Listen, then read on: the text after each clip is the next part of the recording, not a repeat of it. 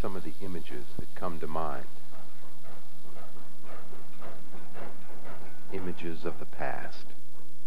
A time when people worked with machines they could manage.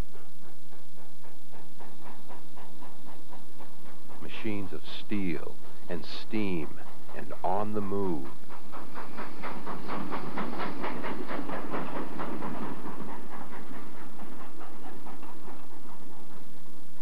But if we open our eyes and think about trains, maybe these are some of the images we see of railroads today. Railroads' twin steel ribbons were the very symbol of progress.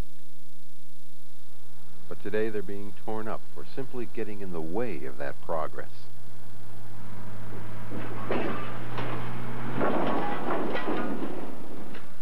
Today people move by automobile and merchandise moves by truck.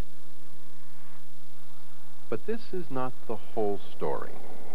For here in Dover, New Hampshire, it's 5:30 in the morning, and it's the dawn of another working day for the New Hampshire Northcoast Railroad.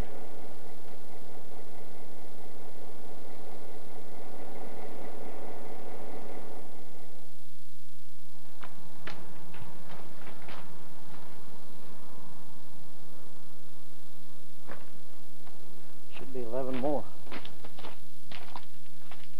If your vision of a conductor is a fancy blue suit with gold buttons, then you've never seen a freight train at work. Leroy Ayer, the conductor for today's train, is not dressed to punch your ticket. He's dressed for 31 hopper cars bound for Ossipee, New Hampshire. Like a man watering his horse before a long journey, train engineer Chris Perry is about to do the same. But in his case, there are 5,400 horses inside those diesel engines, and they are very thirsty.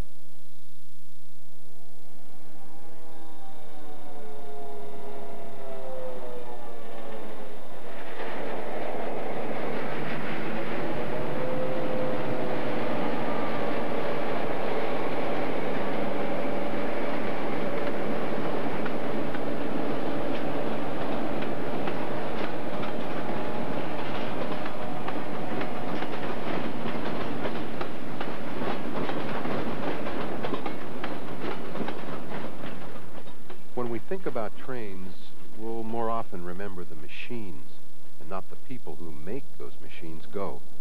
But it takes both. And right now, Chris Perry's hand on the throttle is making the New Hampshire Northcoast Railroad start its journey north.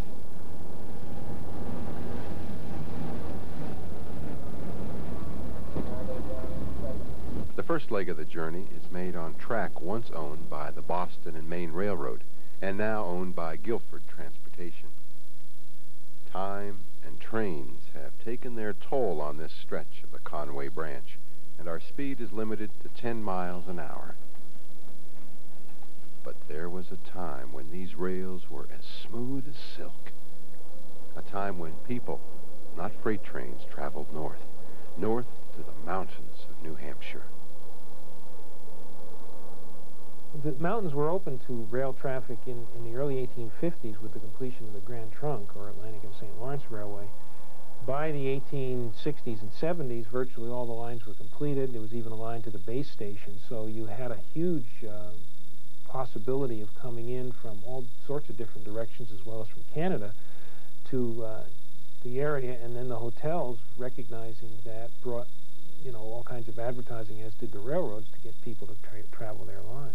Tourism was a big business. I mean, railroads knew there was a lot of money. If they're going to run trains anyway, you might as well fill them up with more people, and this was a good way to do it. Probably before World War I, you could say it peaked, although the automobile was already coming in before the First World War. If I remember correctly, somewhere around 1915, the B&M mentions in its annual report to stockholders something effect that already they notice automobiles are affecting the numbers of passengers, and I would assume that was particularly local passenger. But the Mount Washington Hotel was built with the automobile in mind, because it was built 1903-4, so they actually had in mind, the ability of automobiles to come to the hotel. The steel trail to the White Mountains was cut, but over the years, the marks on that trail trail became overgrown. The path became more of a memory than a practical way to transport people and merchandise.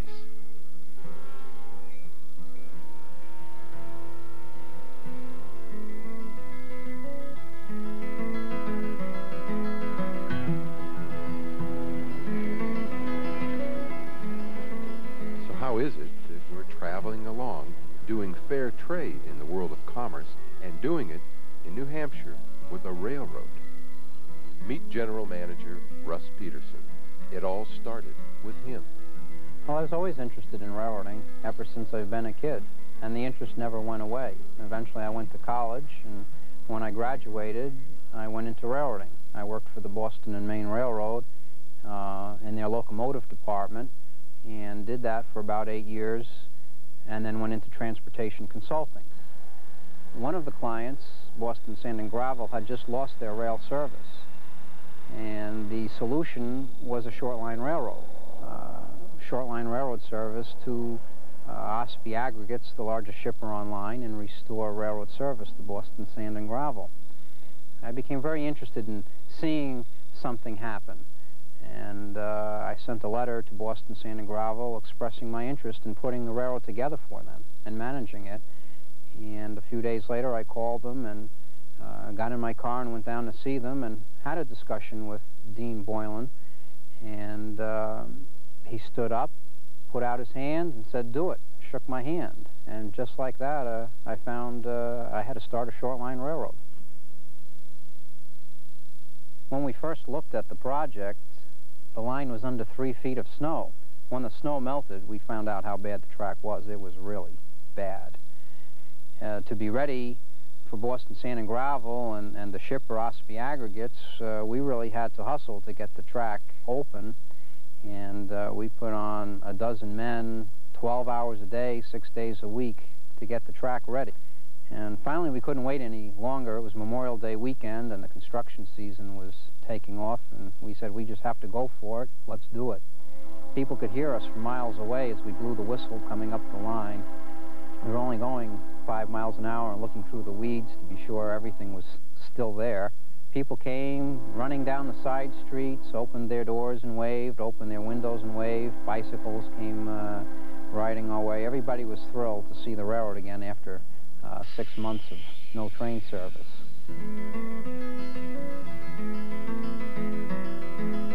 And so northward goes the New Hampshire Northcoast Railroad, pulling 31 hopper cars and a dream to our next stop, the town of Rochester.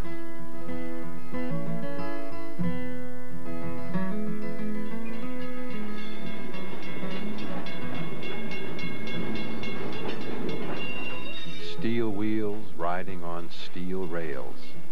The New Hampshire Northcoast continues its journey north. We're just outside Rochester, New Hampshire. We've traveled 12 miles, and it's taken over an hour to do it. You blow that at every crossing, don't you? This whistle gets blown at every crossing with the bell. On this side here, you have your main reservoir on your red gauge. You have equalizer reservoir on your white gauge. This one over here is your independent brake, which is your engine brake, and this is your brake pipe. This tells you how much air you're taking off your train for a brake.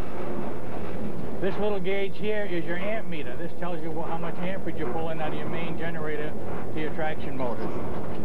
Basically, as far as hauling a train, is knowing where you are, knowing whether you're going uphill or whether you're going downhill. Basically, that's about it. Oh yes, you have to wave to your fans too. That goes along with the job. The view of the world is different riding on a train. Time is different too. You know you're going to arrive. And it's not just yourself, it's the whole train. Whether it be gravel in the 1990s or people back in the 1950s. Back then, the sweep hand of the conductor's pocket watch swept people northward through New Hampshire in search of the cool mountain air and the silent nights of a land untouched by industry. In the White Mountains, time stood still, and it was the railroads running to the split second that made it happen.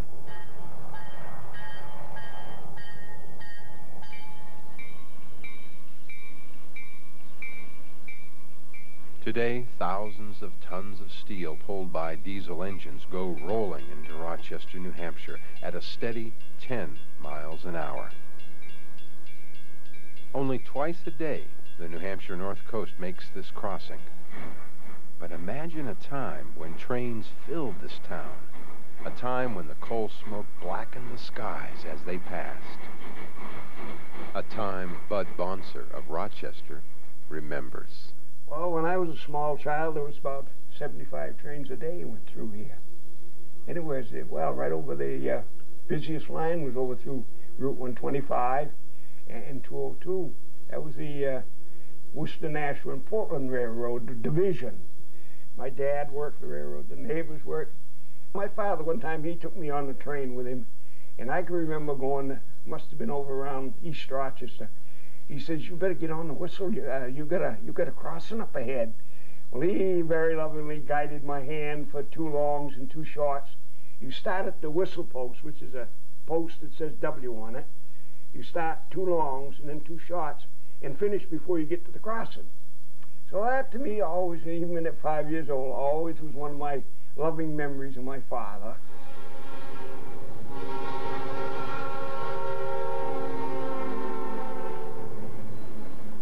To me, I always loved trains. I always have, and I always will. Just like everything else, to me, trains were they're a passing era now. But I hate to see that era go.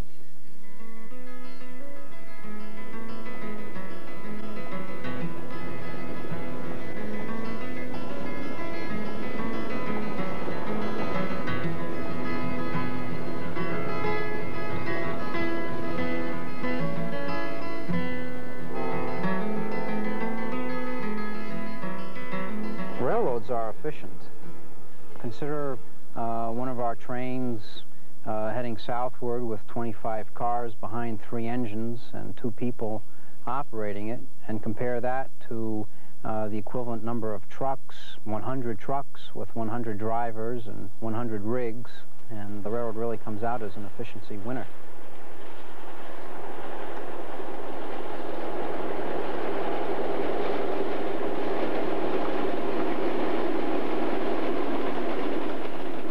We have allies all down the line.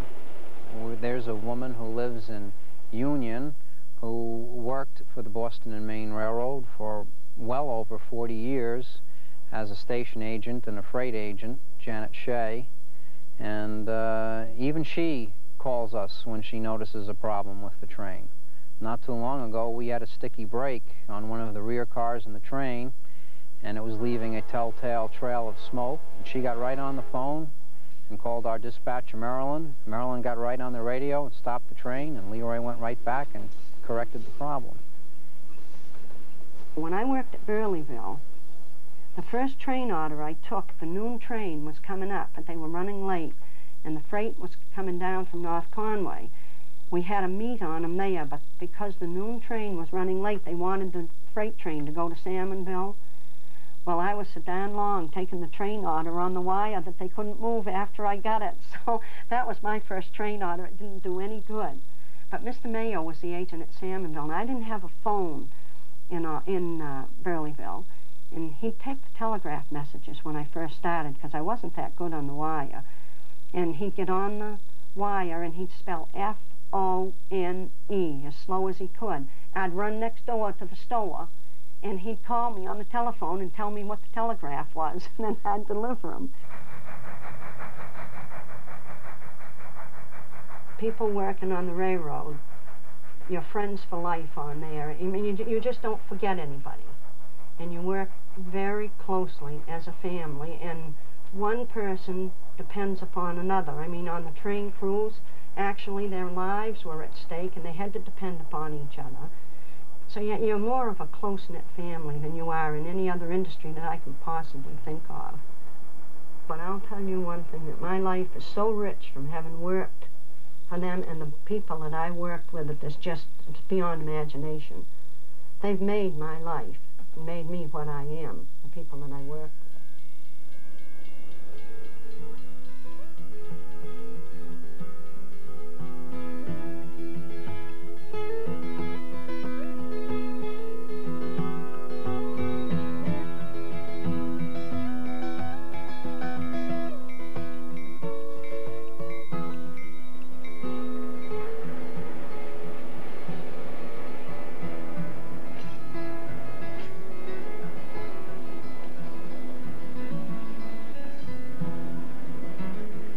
Be a lonely job, especially when you're running at night. So you got about a 6 or 7, 8 hour run, and you don't stop. You say out in the middle of the night, there's nothing. I mean, you can't see a thing. You know, just the headlight in front of you, it's on the rail, but outside of that, it's just you and the engineer out there, and that's it. And very seldom do we talk. So I mean, you know, it's have to talk so loud that where we can hear each other. Why, I sit on my side and he sat on his side, and like I say, it gets pretty lonely.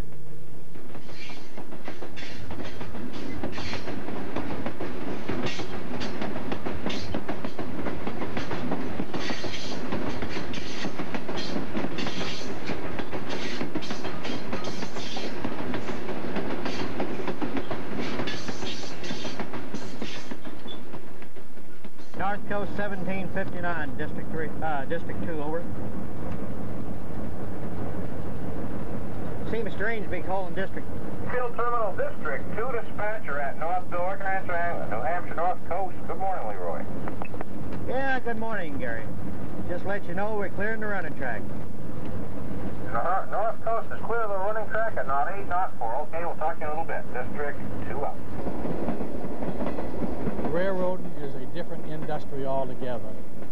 It's none like any manufacturing plant or anything like that.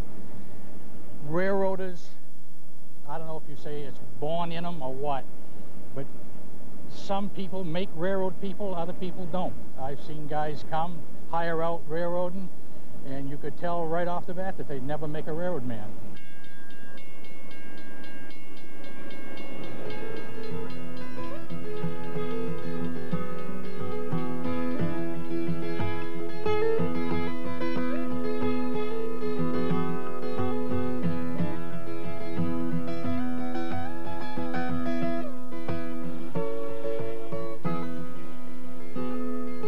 We think of trains as just going somewhere, on the move, fast or slow, but always going. Well, the New Hampshire North Coast is about to make a stop in Ossipee. And what happens there is a sight to see.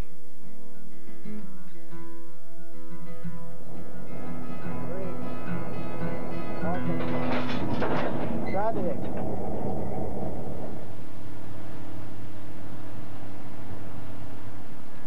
For every sidewalk you've ever walked on, every patio slab you've ever danced on, every basement foundation you've ever looked at, the makings for that concrete came from a gravel pit much like this one here in Ossipee, New Hampshire. These mountains of sand and gravel grow higher every day, only to be diminished by the daily trips south made by the New Hampshire Northcoast Railroad.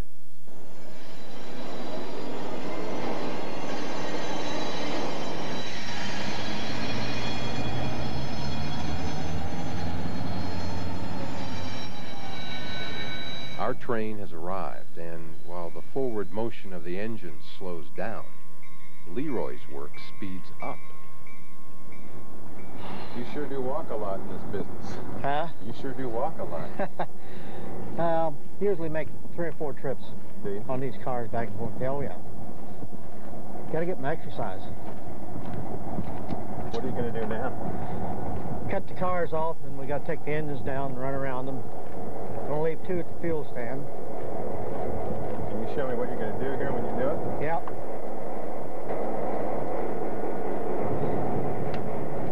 Cut your brakes off. Pull this up, that pulls the pin. Okay to go ahead a little bit, Chris.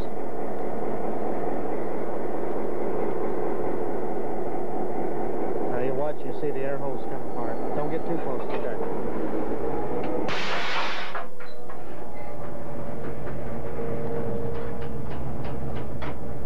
Got to keep the air from coming through. I got to go down and get the switch for him now. Why don't I use the 59 to haul him by with and let you have these two? Okay, sounds good. All right. Let's take these two out and we'll break the 59 off up there.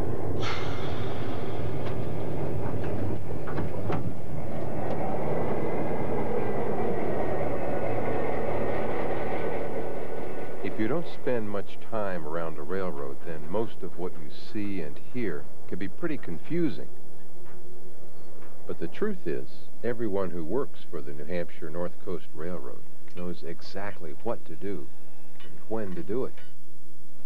But why does a person want to work for the railroad in the first place? A person like Peter Massey. Well, I worked on a concrete crew most of my life. I worked at a Seabrook nuclear power plant. And I left there, and I just looked in the paper and saw the job, and I said, yeah, I guess I'll try it. And first day I ever worked on the railroad, I knew that's what I was going to do the rest of my life. I just said, that's what I want to do, and I've been here ever since. I work with a machinist, locomotive maintainer. I work on the track, I work on the cars. I mean, if anything, like Saturday I came in, worked on the track. I love being pushed, like, you know, pressed. I love to, you know, to get right down, and I mean, I'm the type that can dig right down and take everything out of me that I can. I mean, that's what I love about it. I love that. I love the challenge. Now we're getting to the point where we're caught right up on them. Like, I mean, they're clean. I mean, you can't get up there and look at the deck. I mean, you could fry an egg up there and it wouldn't even get a spot of oil on it. I mean, they're that clean. And they're good to work around. Are you proud of them? Oh yeah. Engines? Oh yeah. Yeah. Of all the work we've done to them, I'd say, yeah, they're good units. They really are. That 58 and 59 is, geez, they've got to be the two strongest ones we have. And the other ones, I mean, they're good units, but them two right there, the pullers out of them all. I mean, those things can pull. They give you a chill right out of your body when you're up there watching them going up the hill or something.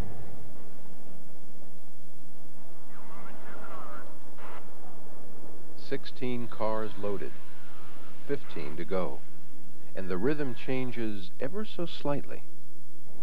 The work that got us here now becomes the work that will get us out of here, including a broken switch down the line that may or may not be fixed in time." Hello, District 2, North Coast. How are you today? You don't really want to know. All right. Leroy's curious about that switch down there in Somersworth. When most people wake up in the morning, the first person they talk to is their wife or their kids. I usually end up talking to Leroy first thing in the morning, usually about 4 a.m. Boy, they did a nice job on it, didn't they? I got that nice and straight, new paint. They've got all of the four. They've got 3 of them back in. I see they've got 2 new sets of wheels. It's like having a second family, a railroad family. Sometimes I think I spend more time with the people on the railroad than I do my family. Yeah, you get one, see? There's always a lesson to be learned in railroading. Every day I learn something new. Coming out of the mine with a loader train, it's a process of climbing steep grades. How many cars can we pull today with 3 locomotives? Sounds like a simple question, but it changes every day. One of the lessons I learned that is if the gypsy moth caterpillars are crossing the tracks in droves, that it's just like putting grease on the rail, and 3 engines can handle 30 cars. They can probably handle 18 or 19. I've learned a lot from our employees. Chris is a locomotive engineer who's worked on the mountain division of the Main Central Railroad up and over Crawford Notch for 20 years. Where can one find that kind of skill? Us young fellows, when we started out, we learned from the older generation up there, the best. And any man, any engineer that could haul a train up and down that mountain could haul a train anywhere in the country.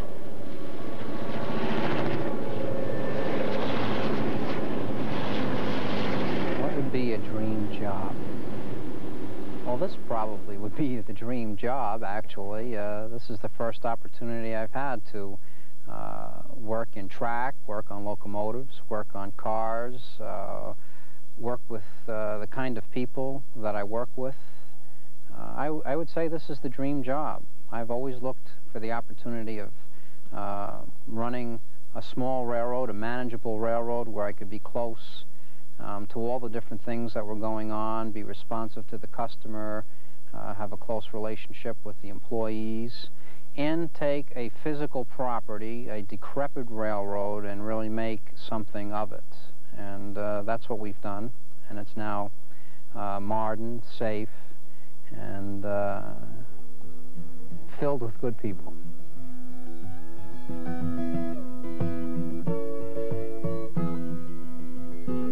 Railroads are silver threads of steel woven deeply into the state of New Hampshire. And while the threads are not nearly as many today as in the past, they are stronger. Rails strong enough for the people of the New Hampshire Northcoast Railroad to serve their customers. Rails strong enough to move our hearts and souls when we hear the sound of their passing.